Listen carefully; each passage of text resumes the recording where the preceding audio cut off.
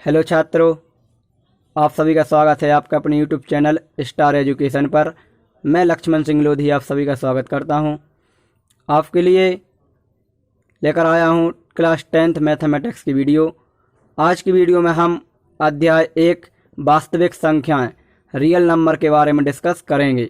ये हमारा पहला वीडियो है, इसमें हमारा थोड़ा बेसिक्स रहेगा, फिर इसके बाद हम एक्सरसाइज को सॉल्व करेंगे। ठीक है, तो आइए चलते हैं वीडियो की ओर और देखते हैं आज का हमारा वीडियो। तो अध्याय फर्स्ट में हमें पढ़ना है वास्तविक संख्याओं के बारे में, यानी रियल नंबर। वास्तविक संख्याएं क्या होती हैं, ठीक है, तो इनके बारे में हमें अध्ययन करना है। तो सबसे पहले तो हमें वास्तविक संख्याओं के बारे में जानकारी होना चाहिए कि वास्तविक संख्याएं क्या होती हैं। तो वास्तविक संख्याएं वे संख्याएं होती हैं जो परिमेय और अपरिमेय दोनों रूप में लिखी जा सकती हैं। क्या कहलाती हैं? वास्तविक संख्याएं कहलाती हैं वे संख्याएं जो परिमेय और अपरिमेय रूप में उपस्थित होती हैं। ठीक है, तो सबसे पहले इसमें कुछ महत्वपूर्ण तथ्य और सूत्र हैं। इन महत्वपूर्ण तथ्य और सूत्र पे से अधिकतर ऑब्जेक्ट बन के आ जाते हैं और इन्हीं का हमें एक्सरसाइज में प्रयोग भी करना है। तो पहले उनको सीख लेते हैं, फिर उनके बारे में हम डिटेल से जानकारी आगे प्राप्त करेंगे कि इनका यूज किस प्रकार करते हैं। तो हमारा महत्वपूर्ण पॉइंट नंबर फर्स्ट है प्रमेय का। प्रमेय का क्या होती है इसके बारे में सीखते हैं।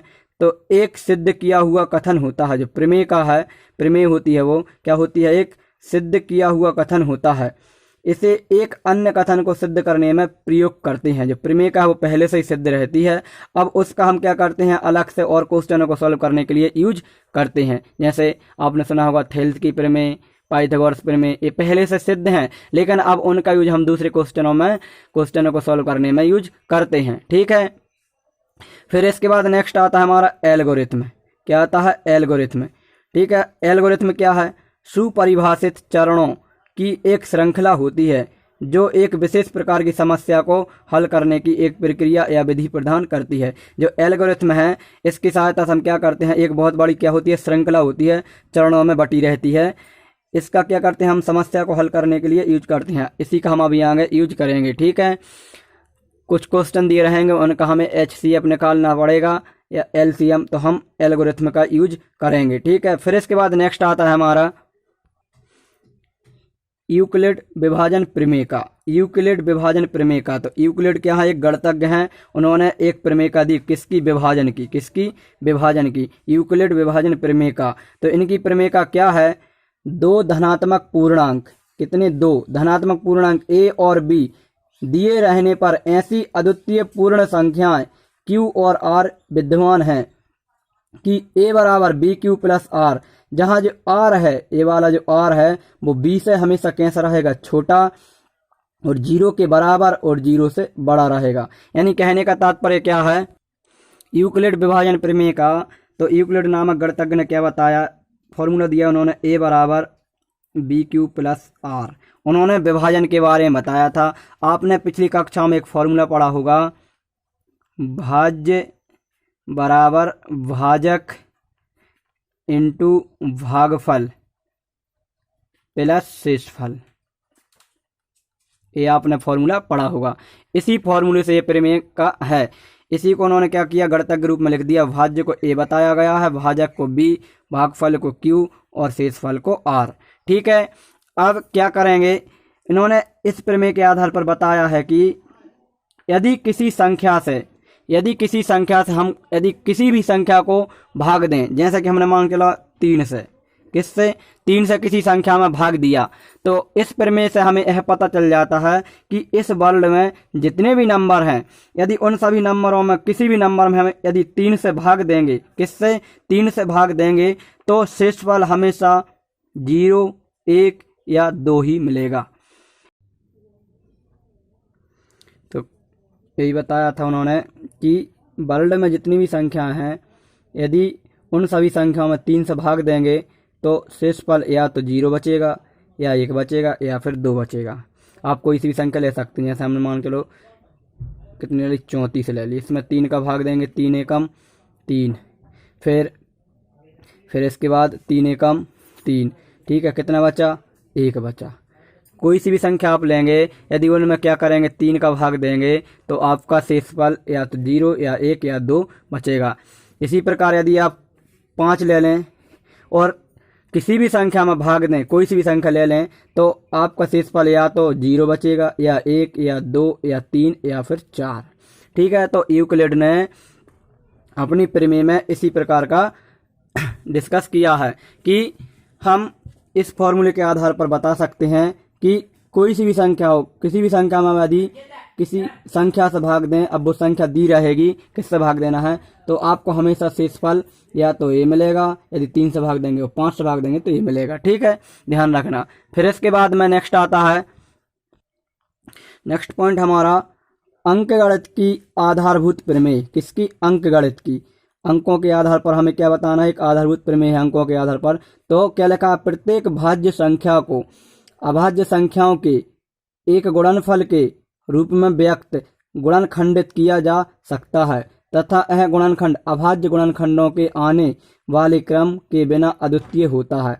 यानी गुणनखंड का यूज किया जाएगा, अभाज्य गुणनखंडों की संख्याओं के बारे में बताया जाएगा, उनसे आने वाला क्रम। अब वो कैसा है वो हम अभी एक्सरसाइज में क्वेश्चन सॉल्व करेंगे तो आपको समझ में आ जाएगा। इसके बाद में नेक्स्ट स्मरणीय बिंदु है हमारा कि एक प्राकृतिक संख्या का अभाज्य गुणनखंड, कौन सा गुणनखंड? अभाज्य गुणनखंड, उसके गुणनखंडों के क्रम को छोड़ते हुए अद्वितीय होता है। ठीक है, फिर इसके बाद नेक्स्ट है संख्याओं में प्रत्येक उभयनिष्ठ अभाज्य गुणनखंड की सबसे छोटी घात का गुणनफल महत्तम समावर्तक होता है। मतलब सबसे छोटी घात वाला गुणनफल क्या कहलाएगा? महत्तम समावर्तक, HCF मासा बोलते हैं जिससे। ठीक है, फिर इसके बाद नेक्स्ट आता है कि संख्याओं में संबद्ध प्रत्येक अभाज्य गुणनखंड की सबसे बड़ी घात का गुणनफल लघुत्तम समावर्तक कहलाता है। क्या कहलाता है? LCM, इसे लासा बोलते हैं, लासा। ठीक है, तो ध्यान रखना, छोटी घात क्या कहलाएगा? महत्तम समावर्तक, और ठीक है, तो बड़ी घात वाला क्या कहलाता है? लघुत्तम समावर्तक। ठीक है, अब इसके बाद नेक्स्ट आता है कि करणी P, जहाँ P एक अभाज्य संख्या है, अपरिमेय संख्या होती है। करणी के अंदर यदि अभाज्य संख्या है तो वो क्या कहलाएगी? अपरिमेय संख्या। ठीक है, फिर नेक्स्ट आता है हमारा, मान लीजिए P एक अभाज्य संख्या है। अभाज्य संख्या क्या? वे संख्या जिनमें स्वयं का भाग जाता है। ठीक है, यदि P a स्क्वायर को विभाजित करती है, जो P है वो a स्क्वायर क्या करती है? विभाजित करती है, तो P a को भी क्या करेगी? विभाजित करेगी। ध्यान रखना, यदि P a स्क्वायर को विभाजित करती है तो P a को भी विभाजित करेगी, जहां एक एक धनात्मक पूर्णांक संख्या। कौन सी? धनात्मक पूर्णांक संख्या। इन सभी का यूज करना है अभी हमें आगे एक्सरसाइज में। नेक्स्ट आता है करणी 2, एक अपरिमेय संख्या। करणी के अंदर जो संख्या करणी से बाहर नहीं निकल पा रही वे सब क्या है? अपरिमेय संख्या है। नेक्स्ट है, मान लीजिए x एक ऐसी परिमेय संख्या है जिसका दशमलव प्रसार शांत है। क्या है? दशमलव प्रसार शांत है, तब x को p/q के रूप में व्यक्त किया जा सकता है, जहां p और q सह अभाज्य हैं तथा q का अभाज्य गुणनखंड 2n/5 m के रूप में है, जहां n m कोई ऋणोत्तर पूर्णांक है। ऋणोत्तर मतलब कोई ऋणात्मक संख्या नहीं है, इनकी मान धनात्मक रहेंगे, इनकी घात क्या है? धनात्मक है, ऋणात्मक नहीं है। ऋणोत्तर पूर्णांक मतलब ऋणात्मक नहीं, धनात्मक है। ठीक है, तो क्या लिखा है? यदि कोई संख्या है, कोई सी भी संख्या ले ली हमने, अब हमें कोई संख्या ले ली, हम मान चलो 2/5 ले ली। अब हमें देखना है ये शांत है या अशांत है। शांत का मतलब क्या होता है? वह संख्या जो पूरी पूरी कट जाए। ठीक है, जैसे हमने लिख दिया, भले दशमलव में कट रहे लेकिन पूरी कट जाए। जैसे हमने लिखा 2/5 से काटेंगे, 0 बढ़ जाएगा यहाँ, तो 5 चौका 20 पूरी कट गई। लेकिन जैसे हमने लिख दिया 10/3, तो 10 में 3 का भाग देते जाओगे, 0.3, 3.333 ऐसा आता जाएगा, तो जो अशांत संख्या हो जाएगी, और जो पूरी कट गई वो क्या होती है? शांत।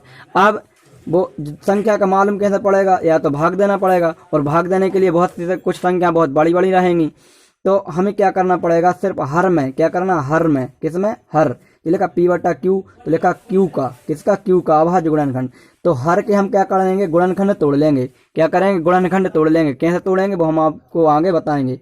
तो इनके गुणनखंड तोड़ के फिर उनको हम क्या करेंगे? घातों के रूप में लिखेंगे। किस रूप में? घातों के रूप में। और यदि घातों के रूप में लिखने पर हमें इस रूप में उसका मान मिल रहा है 2 और 5, और उनकी घातें कुछ भी हो सकती हैं, 3, 4, 5, इधर भी 4, 5, 6 कुछ भी हो सकता है।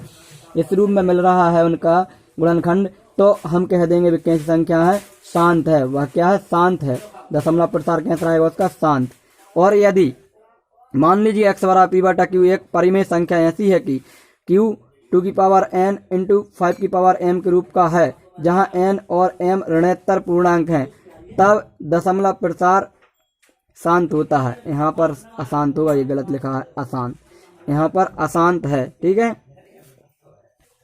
नहीं यहाँ पर शांत, ये पॉइंट डबल से रिपीट हो गया है, यही का यही पॉइंट, ठीक है। नेक्स्ट देखते हैं, वही का वही पॉइंट लिखा हुआ है यहाँ पर भी, शांत प्रसार। अब नेक्स्ट है, मान लीजिए x बराबर p बटा q एक परिमेय संख्या इस प्रकार की है कि q का अभाज्य गुणनखंड 2 की पावर n इंटू 5 की पावर m के रूप का नहीं है, जहां n m ऋणोत्तर पूर्णांक है, तब x का दशमलव प्रसार अशांत अनावर्ती होगा, यानी इसका कोई अंत नहीं होगा, संख्या कटती जाएगी। जैसे 10/3 में हम भाग देंगे तो यह संख्या कभी खत्म नहीं होगी, बढ़ती जाएगी, ठीक है। तो ध्यान रखना, जिसका गुणनखंड, हर का गुणनखंड, हर की बात चल रही है, हर में गुणनखंड इस रूप में नहीं मिला तो क्या हो जाएगा, अशांत, और इस रूप में मिल गया तो क्या हो जाएगा, शांत। ये पॉइंट डबल से हैगा, ठीक है। फिर इसके बाद में नेक्स्ट आता है हमारा, नेक्स्ट पॉइंट है कि HCF हायर कॉमन फैक्टर होता है जी, हाईएस्ट कॉमन फैक्टर, और LCM लीस्ट कॉमन मल्टीपल, ठीक है। तो HCF LCM दोनों का गुणनफल बराबर क्या होता है, P इंटू Q, यानी दो संख्याएं हैं हमारे पास, कितनी संख्या, दो, तो दोनों संख्याओं का गुणनफल, तो पहली संख्या इंटू दूसरी संख्या बराबर में LCM, उन संख्याओं का LCM और उन्हीं संख्याओं का HCF, ठीक है। ये हमारा एक फॉर्मूला, यहाँ से हम कुछ भी निकाल सकते हैं। क्या निकाल सकते हैं, तो पहली संख्या निकाल सकते हैं, या फिर दूसरी, या फिर LCM, या फिर HCF, तीन चीज़ें रहेंगी हमारे पास, एक चीज़ हम यहाँ से निकाल सकते हैं आराम से, ठीक है। तो ध्यान रखना, दो संख्याओं का गुणनफल उनके LCM और HCF के गुणनफल के बराबर होता है, ठीक है। तो ये हमारा वास्तविक संख्याओं का कुछ बेसिक था। अब इसके बाद हम इन पर आधारित क्वेश्चनों को सॉल्व करेंगे, लेकिन आज की वीडियो में इतना ही। इन पॉइंटों को आप अच्छी तरह से नोट कर लें, और जिस भी पॉइंट में डाउट हो तो प्लीज़ नीचे कमेंट बॉक्स में कमेंट करके ज़रूर बताएं, और यदि आपको वीडियो पसंद आया हो तो वीडियो लाइक ज़रूर करें, और चैनल को सब्सक्राइब कर लें, और बेल आइकन को दबाना ना भूलें। मिलेंगे नेक्स्ट वीडियो में, तब तक के लिए जय हिंद, जय भारत।